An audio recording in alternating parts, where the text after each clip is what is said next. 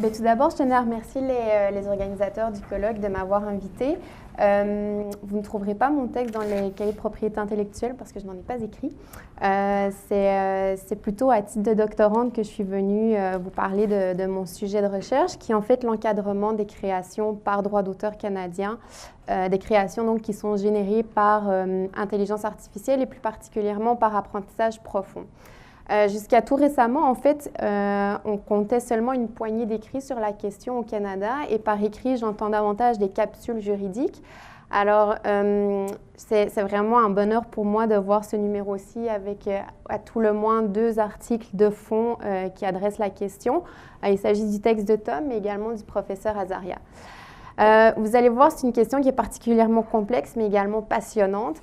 Alors, ça se peut que je m'emballe dans le cours de la présentation et que vous ayez à ralentir mes ardeurs. Mais donc aussi, vu le temps qui m'est alloué, je vais directement amorcer la discussion. J'ai intitulé ma présentation « Une image qui vaut 1000 mots ». De quelle image, en fait, parlons-nous? On peut parler, par exemple, de l'image qui a été réalisée dans le cadre du projet du Next Rembrandt. En fait, dans le cadre de ce projet, ING, en collaboration avec Microsoft, mais également des historiens de l'art, ont développé un algorithme qu'ils ont alimenté d'environ 300 portraits du maître hollandais. À partir de là, l'algorithme s'est imprégné de toutes ces informations, de toutes ces données, a capté en fait l'ADN artistique du peintre hollandais pour ensuite vraiment s'émanciper et créer cette création-ci. C'est une création en fait qui est souvent citée en exemple dans les textes qui ont porté sur le sujet. Et quand je parle de texte, je parle du texte du professeur Azaria, mais aussi à l'étranger, c'est vraiment le texte, l'exemple qui est le plus souvent cité. Pourtant, l'intelligence artificielle peut créer d'autres formes d'œuvres, qu'elles soient de nature musicale, de nature littéraire. On peut aussi penser aux traductions de Google AdWords.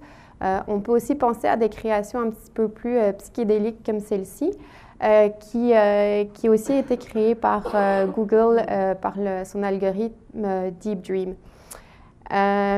Ces créations, en fait, possèdent différentes caractéristiques qui me semblent assez pertinentes à définir pour bien comprendre la complexité du sujet. D'abord, il s'agit de créations nouvelles. Ce sont des créations qui ne constituent pas une pâle copie d'une œuvre préexistante. Ce sont des créations, particulièrement dans le cas de l'apprentissage profond, qui sont somme toute imprévisibles. En matière d'apprentissage profond, c'est un système de neurones artificiels qui est créé, qu'on alimente d'une masse critique de données, à partir de laquelle l'algorithme est capable de procéder de lui-même, de ses décisions, de s'émanciper d'une certaine manière sur la base en fait de son expérience. Ce sont des créations évidemment qui sont semblables à ce qu'un humain pourrait créer et certains auteurs parlent ici d'une création qui est davantage assistée par l'humain.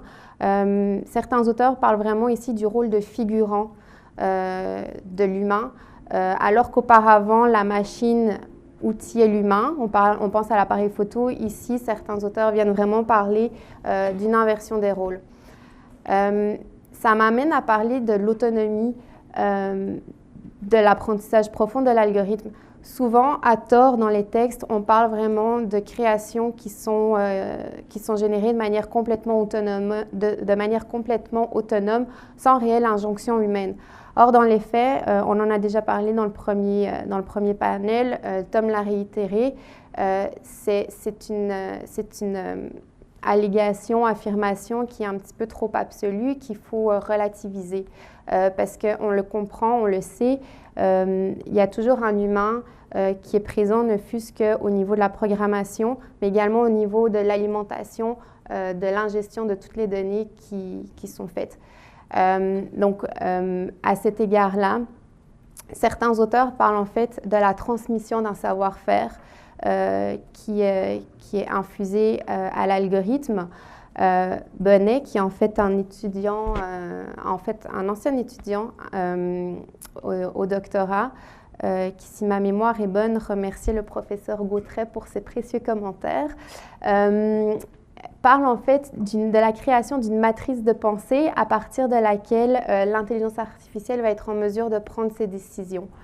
En fait, tout ça pour dire que oui, il y a une certaine autonomie, elle est somme toute relative et cette autonomie, elle est davantage circonscrite au processus décisionnel, parfois même créatif de l'intelligence artificielle. Une fois qu'on pose tous ces principes, on peut se demander quelles sont les problématiques que soulève ce type d'IA en matière de droit d'auteur. J'identifie en fait davantage deux enjeux. D'abord, au niveau du processus créatif, c'est ce dont Tom nous a parlé. Est-ce que lorsque j'alimente un algorithme, une intelligence artificielle à partir de données, d'œuvres préexistantes, est-ce que je me trouve en situation de contrefaçon ou est-ce que je bénéficie plutôt d'une exemption de la loi? Je n'aborderai pas ce sujet, je pense que Tom l'a bien abordé. Pour ma part, j'ai davantage me pencher sur le second enjeu, à savoir la résultante créative est-elle protégée par droit d'auteur? Je vous l'ai dit, la réflexion tarde à être amorcée au Canada. Le sujet est effleuré dans le cadre de la révision quinquennale de la loi sur le droit d'auteur. Le sujet avait été plus ou moins abordé par la Chambre des communes en 1985 dans son rapport intitulé « La Charte des droits des créateurs et créatrices ». J'ai dit que c'était plus ou moins abordé parce que dans ce cadre-là, on parlait davantage des créations qui étaient assistées par une intelligence artificielle plutôt qu'une création où, pour reprendre les termes du professeur Azaria, l'intelligence artificielle est davantage la main créative. À l'étranger, par contre, il y a beaucoup de textes qui ont été rédigés sur la question, que ce soit aux États-Unis, en Europe, dans les pays scandinaves, en Angleterre, même en Australie, en France également. C'est particulièrement intéressant de lire tous ces articles parce que chaque pays est influencé par ses propres origines et le Canada, on le sait, est empreint d'un régime bijuridique. Alors, ces différentes influences civilistes ou de common law sont très enrichissantes dans le cadre d'une analyse canadienne. Le consensus étranger, il semble y en avoir un, c'est que ces créations semblent être dépourvues de protection en raison de l'absence d'une empreinte créatrice humaine. Et face à ce constat, la plupart des auteurs proposent alors d'aménager leur régime juridique respectif pour trouver une solution afin d'encadrer ces créations par droit d'auteur canadien. Qu'en est-il au Canada? Amorçons la réflexion rapidement en 3 minutes. D'abord, il faut se rappeler que pour être protégée, une œuvre doit répondre à différentes conditions de protection. Je ne vais pas toutes les énumérer, mais simplement pour mentionner que celles qui posent le plus de questionnements par rapport à leur transposition en intelligence artificielle, ce sont les critères d'originalité et d'autorat. Le critère d'originalité, je suis désolée, c'est un gros texte. Le critère d'originalité, c'est la pierre angulaire en droit d'auteur canadien.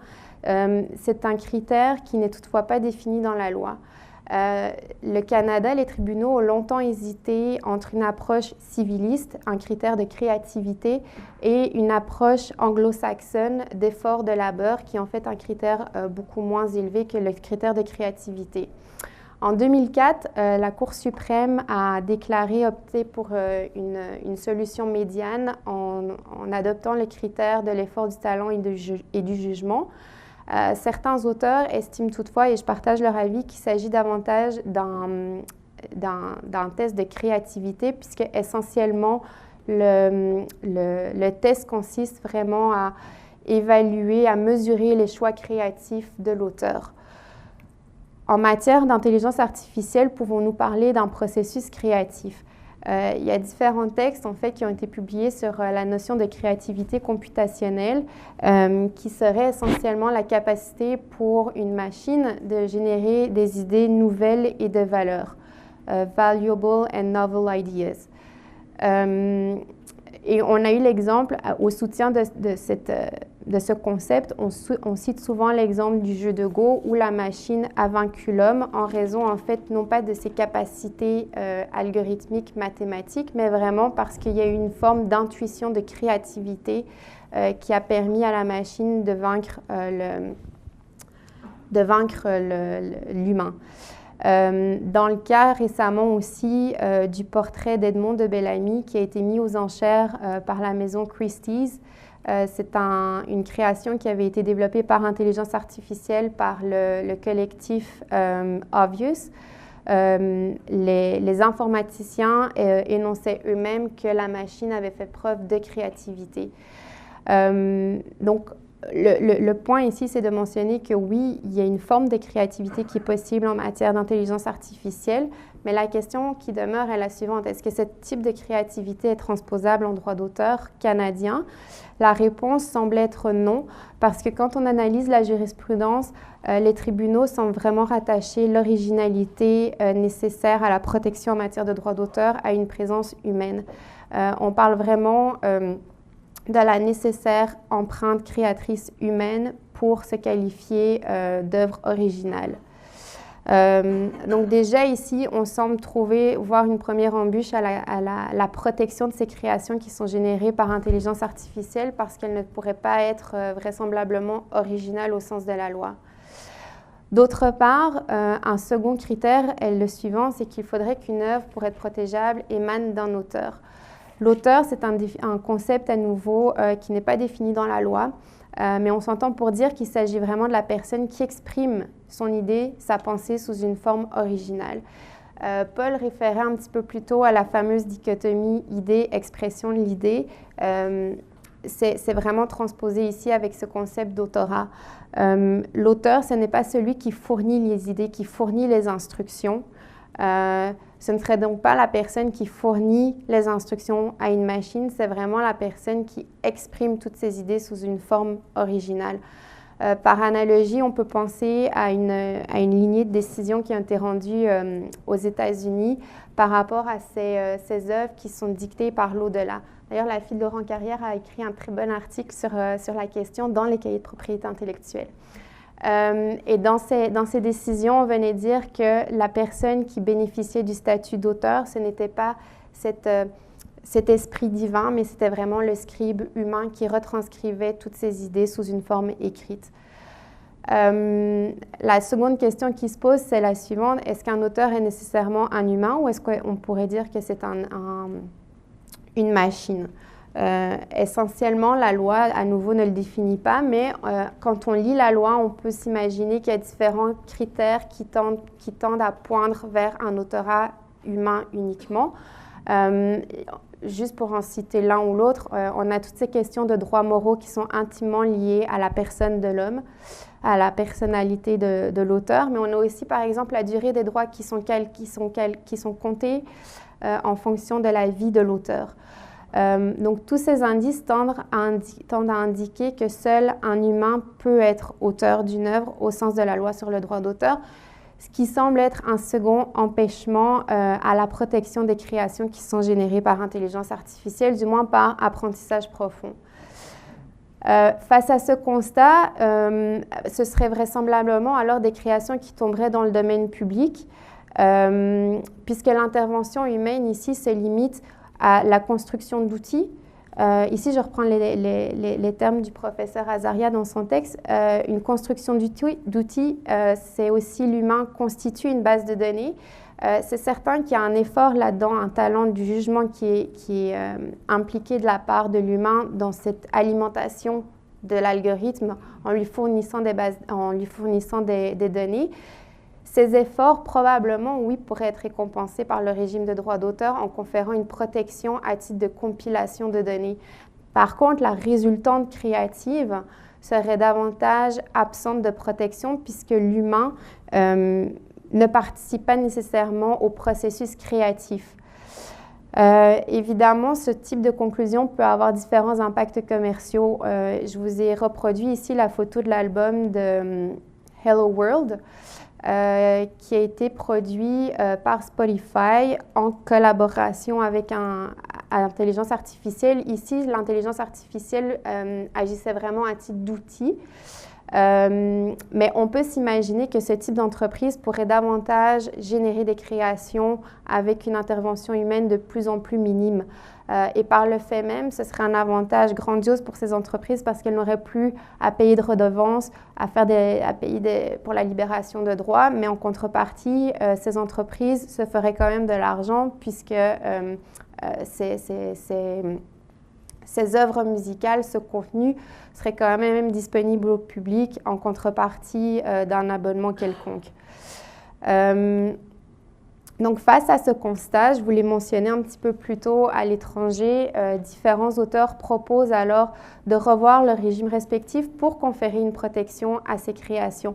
Certains parlent d'objectiver le critère d'originalité, c'est-à-dire qu'on regarderait davantage le résultat de la création. Est-ce qu'il s'agit d'une œuvre qui semble être protégeable? Est-ce qu'il s'agit d'une œuvre qui semble être créative? Essentiellement, on ne s'attarderait pas au processus créatif en soi. Pour moi, il semble que ça m'apparaît être une proposition qui est incompatible en droit canadien pour différentes raisons, mais l'une d'elles, c'est la suivante, c'est que les tribunaux en droit canadien se refusent de porter des jugements d'esthétique, de valeur, un jugement artistique sur le résultat d'une œuvre.